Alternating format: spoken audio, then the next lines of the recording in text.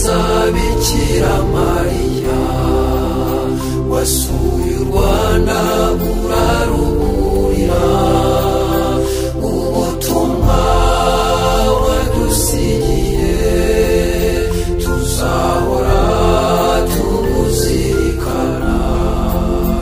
Isi yose niyumva u Rwanda, itega amatwi ibyabereye iwacu i Kibeho muri Nyaruguru, igihora ibizirikana.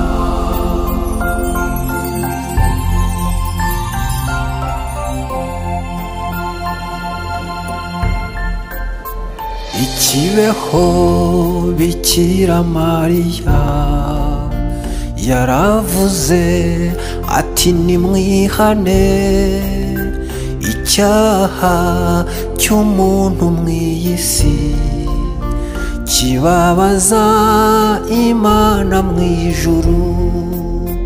Mubyeyi mwiza Bikira Mariya, wasuye u Rwanda uraruburira, ubutumwa wadusigiye tuzahora tubuzirikana. Isi yose niyumva u Rwanda, itega amatwi ibyabereye iwacu i Kibeho muri Nyaruguru, igihora ibizirikana.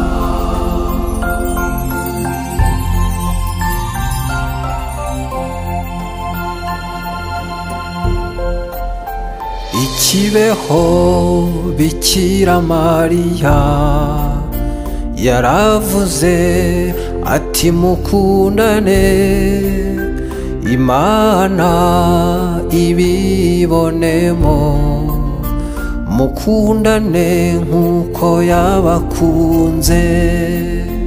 Mubyeyi mwiza Bikira Mariya, wasuye u Rwanda uraruburira, ubutumwa wadusigiye tuzahora tubuzirikana. Isi yose niyumva u Rwanda, itega amatwi ibyabereye iwacu i Kibeho muri Nyaruguru, igihora ibizirikana.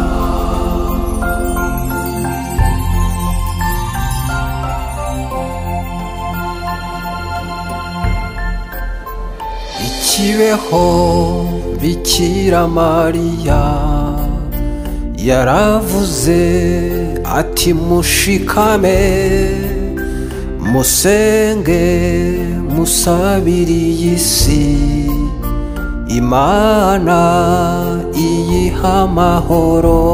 Mubyeyi mwiza Bikira Mariya, wasuye u Rwanda uraruburira, ubutumwa wadusigiye tuzahora tubuzirikana.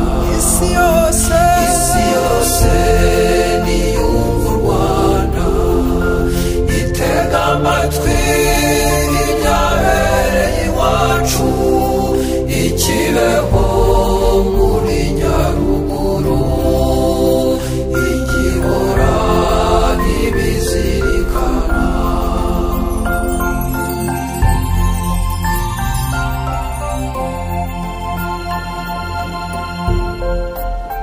I Kibeho Bikira Mariya yatwibukije ububabare bw'umwana we Yezu Kristu, wababaye ngo tubabarirwe. Mubyeyi mwiza Bikira Mariya, wasuye u Rwanda